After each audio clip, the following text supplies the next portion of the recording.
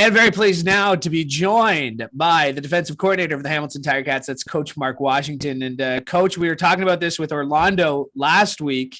We had said you have a plan in free agency. How does it stick to the plan? So on your side of the football, how well did things go according to plan? Well, I'm very pleased with the plan, and I was very pleased with the execution of it and how things went about when it came to free agency. I thought between Drew and Ed and Zim and himself, they put a really good plan together to target some players that'll come in that we thought guys that will want to be in a building and will want to come in and execute and perform at a high level here. And we believe that, we got the guys that will be able to do that. And so, I'm excited to see these guys come into camp and compete and get busy and start to formulate this defense. It's fair to say the one word I continually hear, whether it's going into training camp, going into a new season, throughout the season, it's compete or competition. And it doesn't matter if you're someone who's been on this team for 4 or 5 years, you feel like you put in the hours, or you're somebody who just signed, you're expected to compete. How do you create that atmosphere that, guys who have been here are competing and aren't feeling kind of let down, and new guys know that they have a spot to earn on the team? Well, that's in the actual nature and fabric of football.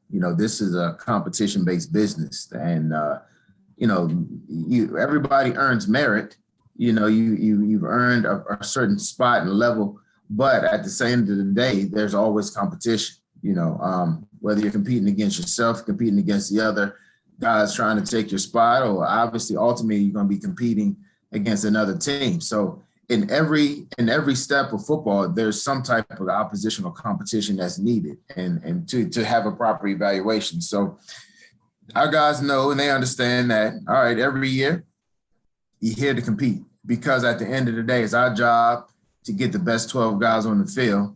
And, and if you really want to be a part of this thing, then you want the best guys on the field, and if that meant to compete in order to prove yourself and you believe that you're that guy, well, that's exactly what we want, And so competition is the common thread that goes throughout all professional sports, I believe.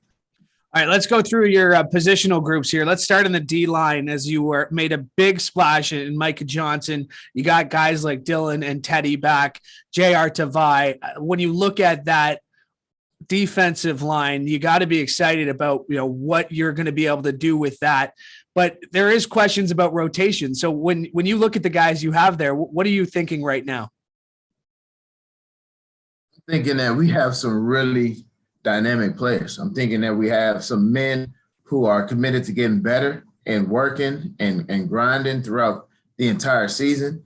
I see men who want to make plays, who want to work with one another and understand the importance of, all right, as a defensive line, they're individuals, but yet, you have to work as a unit. And I see guys who understand that and are committed to doing that, and whatever it takes for us to win a game. And so I get excited when I see those guys. We have experience, we have youth, we have speed, we have size. We pretty much have it all. Your linebacker crew, getting all 3 guys back for another season, getting Simone, getting Jovan Santos, and Cam Kelly under contract heading into 2022. You had consistency at that position group throughout 2021. Now to have it going into 2022, what does that give you as a coordinator and the positional coaches? What does that give you guys going into this new season? Well, it's good for us to have some consistency. When you look back, and I give Sim a lot of credit, because if you look back over the years, he's worked with a new middle linebacker every year for the last, I want to say 5 years or something like that. And so for him to be able to work with a guy 2 years in a row, they're only going to build. I think him and Jovan, they really mesh well together, and then Cam came along, and obviously the 3 of them really, really mesh well together. So that's a part of the plan that we have going forward, is having that consistency, guys who play with each other, guys who want to play with one another, and then to add people in the mix like Alden Darby. All of these men are going to come in and compete and make us better. And I'm excited, man, because I believe we're going to have ourselves a pretty good base up front. You mentioned Darby among the additions. You got Jamal Roll back, you got Tunde back, you got Carriel back. Then you go out and get a guy like Richard Leonard. And, when I talked to Richard after he had signed, he really emphasized just how much he wanted to be here in Hamilton. What does that mean to you as a coach to have him in 2019? He goes somewhere else. He finds the grass isn't always greener, which is sometimes the case, but that he wanted to come back to what you guys had done in 2019. Well, I believe that's a testament to the program that's been built here. And, that's a credit to O. That's a credit to everybody from Ken Bob all the way through. Guys want to be here. And when guys want to be here, we want to welcome them here and welcome them back. Obviously Rich is a really skilled player. I'm excited to have him back. That's one of the first things we talked about when we talked was, Coach, I'm happy to be back. I'm happy to have him back, and I think he's going to help solidify us in the back end.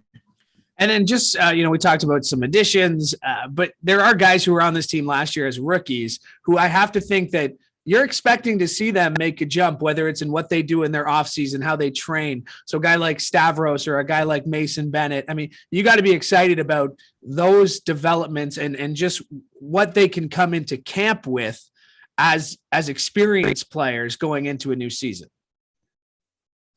Well, this is going to, obviously with a new year, everything is new, but for these guys, it's going to be strange in that, all right, we're still in the COVID world, right? We're still living with those realities. But the season was really, really different last year from having everything from Zoom and everybody's walking around with masks. And I mean, it's a different setting. And hopefully this year we won't have to have those type of settings around here. I think guys are training differently, because they know for a fact that we're coming into a season. I don't think there's going to be any delays. Hope that there isn't any delays in the season. So guys know, all right, here's the date. Let me get busy. And their training is affected by that. Then you also expect them to come in a year more mature, not only personally, but obviously on the field and professionally. So when these guys have an opportunity to come in, all right, now when they're here and now there's time to show this development. And I think we'll see it. Hopefully we'll see it early and often throughout the season. And just one more before I let you go. What are you up to now? What's a coordinator do kind of in this? There's combines coming up. There's regional combines coming up. But what are you up to, Coach? Mm-hmm. Well, this is the time of year that, coordinators, we sort of bunker in, you know what I mean? And we come into our labs and our bunkers or whatever, and we just, sort of like a beautiful mind in here. You get writing on the board and, you're looking at tape and, you're coming up with ideas and schematic things and, you're calling people, you're talking to them, and you're just putting together a plan for the year.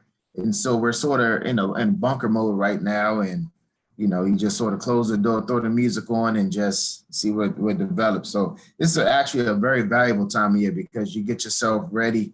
You're preparing yourself for the marathon that you're about to face in a couple months.